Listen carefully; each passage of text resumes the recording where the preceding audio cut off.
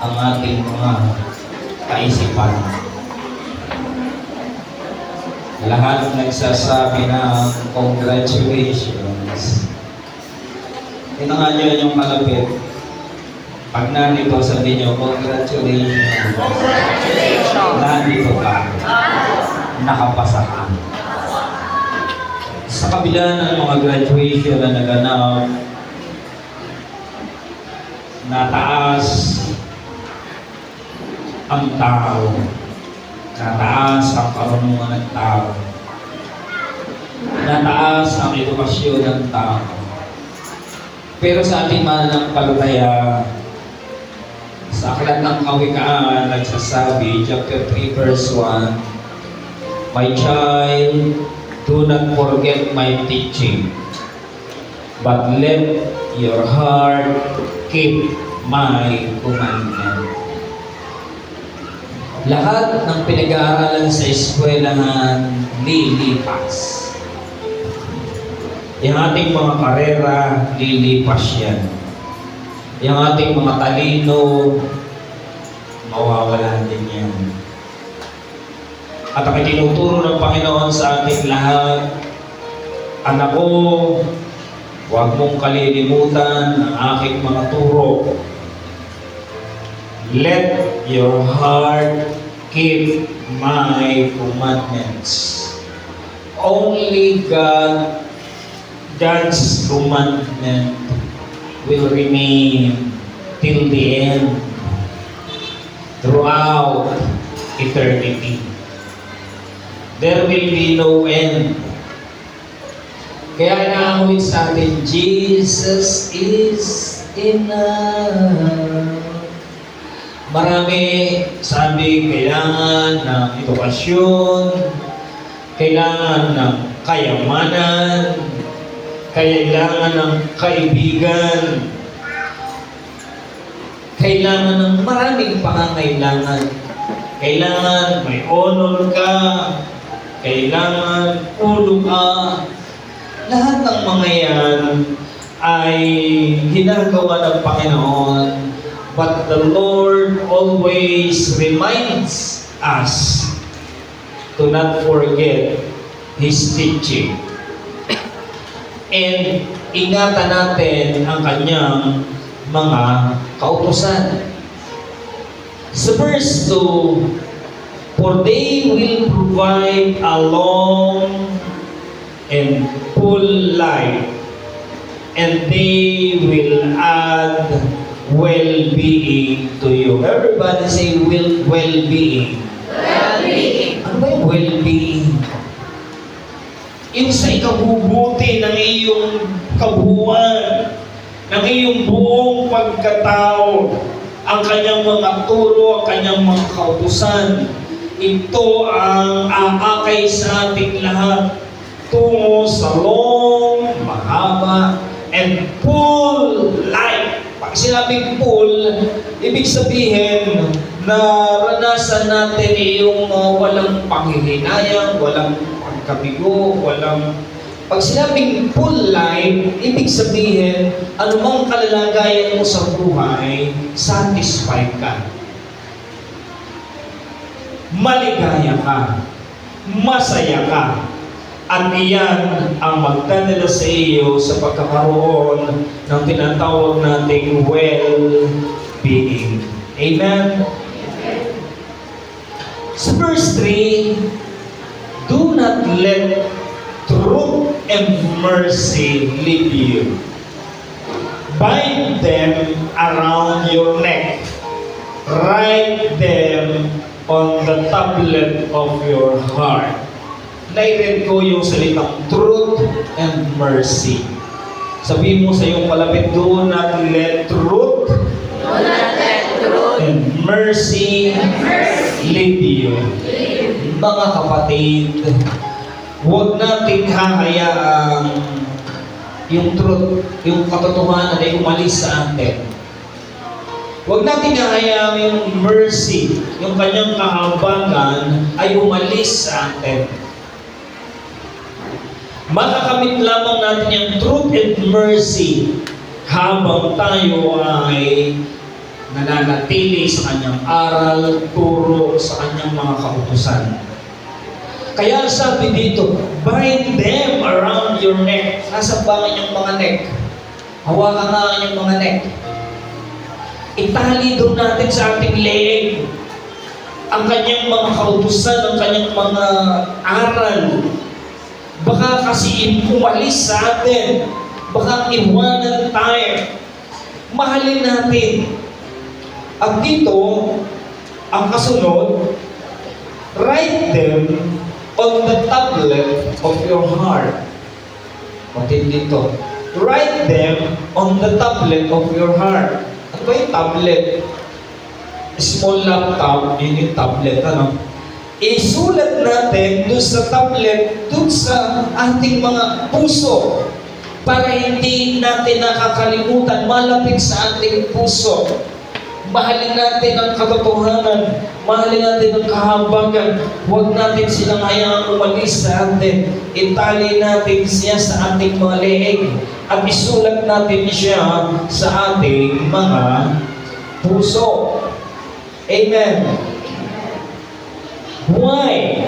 Sa verse 4, then you will find favor and good understanding in the sight of God and people. Everybody say favor. Favor. Good understanding. Kapag ginawa natin yan, ang pabor ng Diyos ay ating mararanasan. Ang kanyang mabuting pangunawa. Magkakaroon tayo ng napakagandang pangunawa galing sa Diyos. Pag sinabing good understanding, that means the leading of the Holy Spirit. Gagabayan ka niya. Sasamahan ka niya. Ituturo niya sa atin ang ating mga daan. Favor and good understanding in the sight of God and the sight of people. Maraming kaunawaan, pantao lang. Nauintindihan ng tao. Pero sa mata ng Panginoon, malayo. Hindi ganon. Kaya ang sabi sa verse 5, trust in the Lord with all your heart and do not rely on your own understanding. Everybody say, trust in the Lord. Trust in the Lord. Nasa panalangin ng Sister Maura, magtiwala ka lang sa Panginoon ng iyong buong puso. At ang pinakamatindi dito yung kasunod, do not rely on your own understanding. Amen. Mahal na mahal ng tao ang kanyang karunungan, ang kanyang kaunawaan. Pero ang sabi ng Panginoon, ang pili ng Panginoon, hindi sapat yan. Hindi sapat na marunong ka. Hindi sapat na matalino ka. Cum laude, summa cum laude, magna cum laude, with honors, with highest honors, with high honor. That is not enough for you. Marami tayong kilala, mga sikat na tao. The strong man in the Philippines during his time, kinuha ang 45 at nagbaril sa sarili. Si Angelo Reyes. Noong kanyang kapanahunan. Isa sa general na talaga namang tiningala ng tao. Taga-Rizal siya. Siya ang head PNP, Chief of Staff. During that time, naging Secretary pa ng Defense. Subalit nakita niya, hindi sapat na ako'y tigalain ng tao. Hindi sapat na ako'y marunong. Hindi sapat na ako'y mayaman. Kailangan ko ang tulong ang lingap ng Diyos na makapangyarihan sa lahat. Amen? Baka akala nyo nakagraduate na kayo, okay na ang lahat. Tapos na ang lahat. Maliligaya na. No. Hindi sapat lahat ng mga yan. Kaya akala ng tao, okay na okay na okay na okay na. Ba't tayong mga mananampalataya? Itinuturo sa ating lahat dito, mga kapatid, magtiwala ka sa Panginoon mong Diyos ng iyong buong puso at huwag kang manangan sa iyong sariling karunungan, sa iyong sariling unawa, dahil lahat ng mga yan ay magbabagsak sa iyo balang araw. Amen? Amen! Amen. And verse 6, acknowledge Him. Kaya tayo mga lagi sinasabi natin, to God be all the glory. Acknowledge Him. Kilalanin mo siya sa lahat ng mayroon ka. Kung anong katayuan mo sa ngayon, always remember, it is not you. Bakit ikaw ay cum laude? Hindi ikaw. Bakit ikaw ay with highest honor? Hindi ikaw yan kung bakit ikaw ay mayaman. Always acknowledge the Lord in all your ways, wherever you are, wherever you are, always acknowledge Him in all your ways, and He will make your path straight. Amen? Kaya sabi ng waymaker, siya ay waymaker. Waymaker siya. Siya ang gumagawa ng pagmaraan.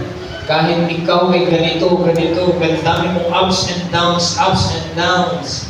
Pandami mong mga, pero andyan ka ngayon. Why? Because gumawa si Lord ng paraan upang ikaw ay malagay sa iyong katatayuan sa ngayon.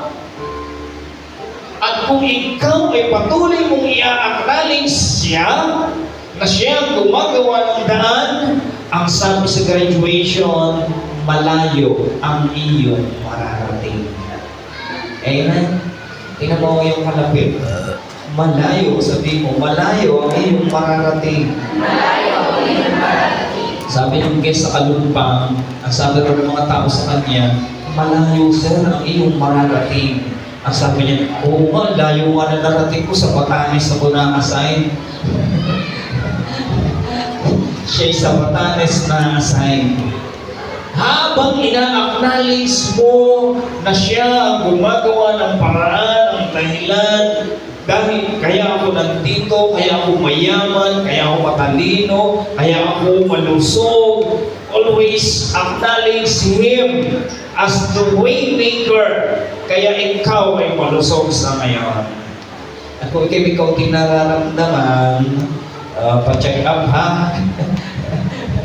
O tayo magpapakakampante, alam naman natin lahat may mga away, maraming ginagawang dahilan, kaaway para tayo ay makipagod, manlata, manlupay-pay, sari-sari masalimuot na sitwasyon, maraming mga problema. Subalit ikaw, kapatid, ay magpakadadag ka, magpakalakas ka, kung kinakailangan gawin ang lahat ng pamamaraan na tinuturo sa atin ng Panginoon.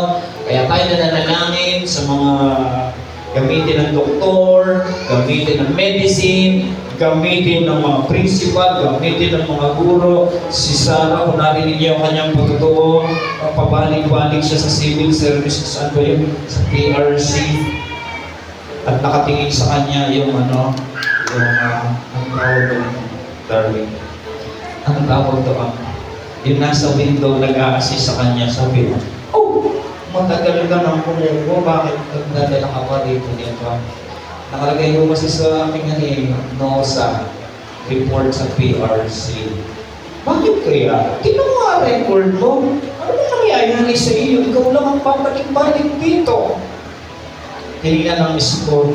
Oh, mabababa mo sa general education. Sa professional, matataas ka naman. Mag-focus ka dyan. Oh, marami ka na palang nosa. Pag uwi mo sa bahay, sunugin mo ng lahat, ha? Mag-notice of school assignment, nosa. Pag uwi mo sa bahay, sunugin mo ng lahat, ha? Kasi, pag-review ka na sa general ed, itira mo na lang yung last nosa mo. Hindi ko lang kung sinulog na niya.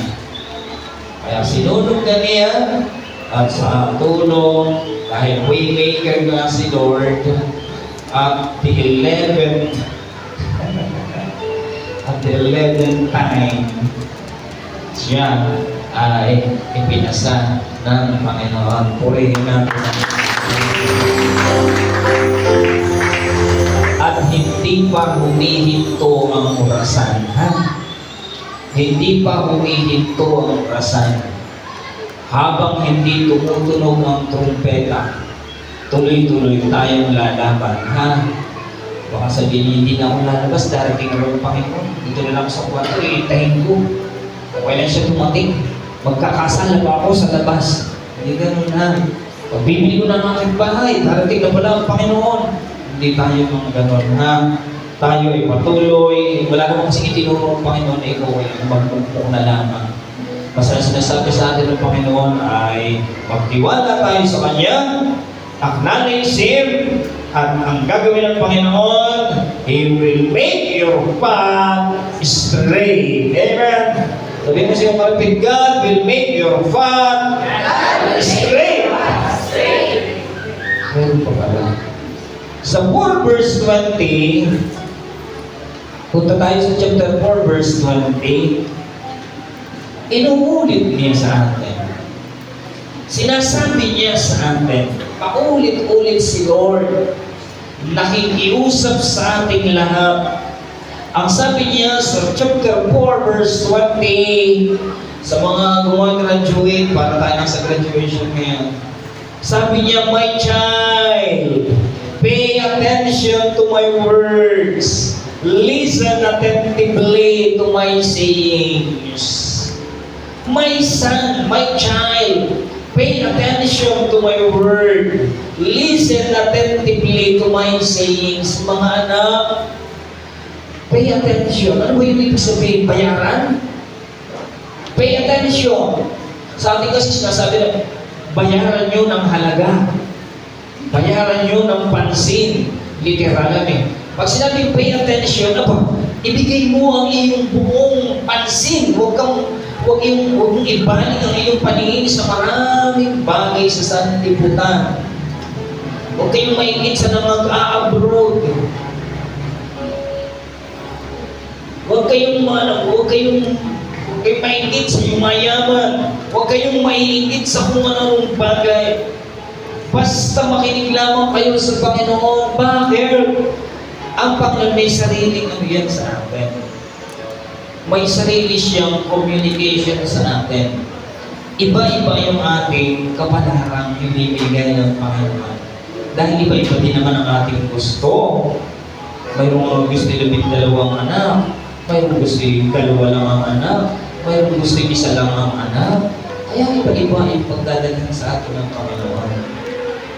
Hindi pag si Peter ay nasa Hungary, pupunta na lang kayo ng Hungary. May pupunta sa inyo sa Amerika. May pupunta sa inyo sa Europa, may pupunta sa inyo sa Japan,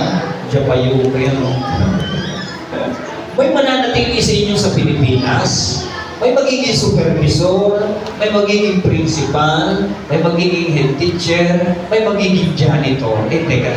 Sino gusto maging janitor? Taas-taasan ninyo yung mga pangarap, ha? Nangangarap na rin lamang, bakit janitor pa? Anyway, kung kayo man ay dumating sa punto ng gano'n ang ginagawa, magpakaligaya lang kayo. Listen attentively to my sayings. Everybody say attentively. Attentively. Attentively. Walang distraction. Kinakailangan kung anong sinasabi niya sa atin ay ating Ito ang i-deliver ko sa graduation sa private. Inaaral ko dito. Hindi din ako may ngingiti, kung may maghihikam, at ako'y mag-a-adjust. Kung ano yung legay mababali o uuna.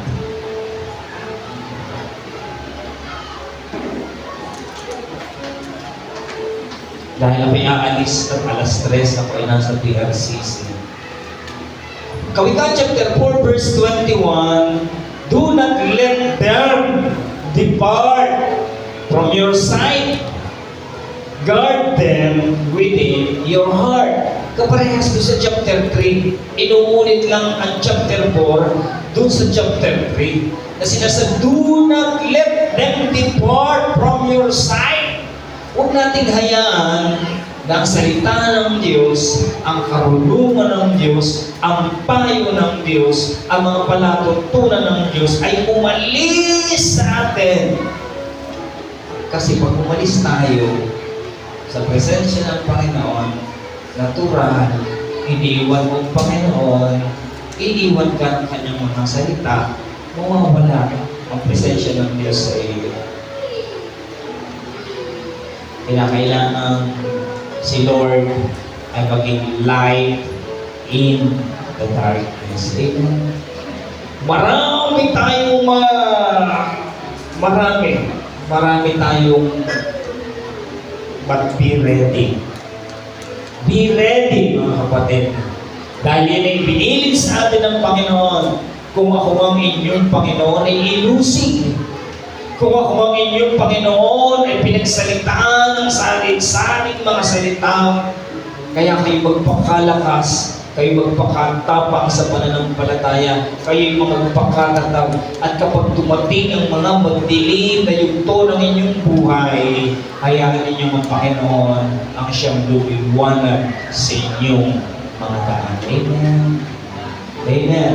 Amen. Huwag susuko, magpakalakas, magpakatapang, patuloy na tumatawag sa pananampalataya, hindi na uuga, hindi nagigiba, dahil ang Panginoon natin pinaglilingkuran, siya ang ating kalasag. Purihin natin ang Panginoon.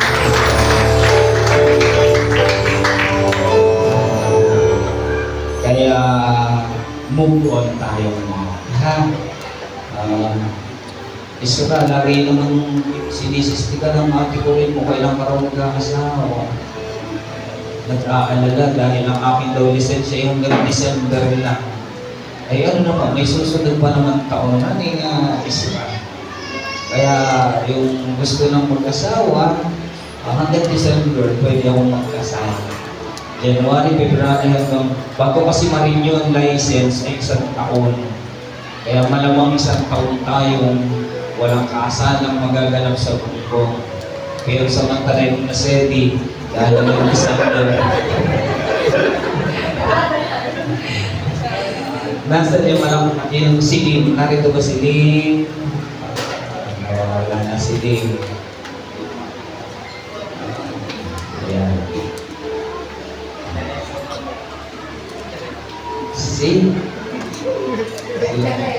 Si Tere. Panginoon ko Diyos. Panginoon ko, bata kasi na cheese.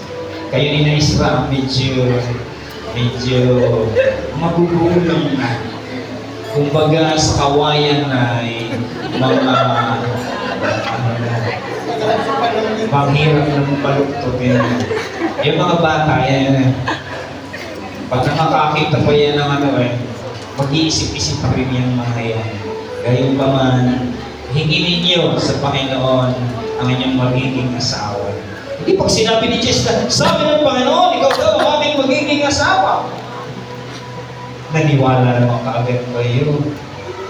Sabihin niyo, Panginoon siya nga ba? Si Jess, babalikan kita ha. Malaman mo pagbalik ko, tatanong ko pa lang si Lord, Lord, siya nga ba? At pag sinabing siya na nga, ay takbo na agad sa inyong Pastor Jerry. At natin na agad i-schedule ang inyong kasal.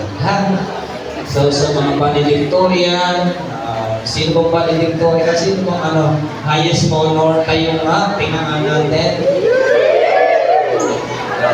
Sige, huwag na Doon na sa with highest honor. Ayan, palakpakan natin. With high honor, with honor, wala ba? Elementary, tayo. Tayo kayo, marami pala, no? Si Princess din, ayan. Saan? Cum laude? Meron ba tayong cum laude? Tayo nga. Mayroon kasi nagbibilang, bandami na natin cum laude. Punta nga dito sa unahan ng cum laude, tingnan namin kung mukhang cum laude talaga. Dali ninyo, ang paragal. Sabi ko nga sa inyo, acknowledge the Lord. Punta rito, tingnan namin. Marami nga. Nasa si Chris. Nagbibilang kasi ang ating mga kapatid na nilang daw cum laude. Hindi nga kaya. Ako din naman cum laude. Ayan. Kaparehas, nagturo sa atin, kahit kayo cum laude, always acknowledge the Lord and He will make your path straight. Amen? 1, 2, 3, 4. Apat sila. Napakaganda. Amen? Ito ang daan na tinuturo sa atin ng Panginoon. At patuloy pa dadami yan. Dahil si Justine ay isa sa nangangarap na maging cum laude. Ibalik natin sa Panginoon ang kapulihan at ang kaliwanag natin. At tawagin natin si John Mark para magsalita. Paano ko ba naging cum laude? Halika rito.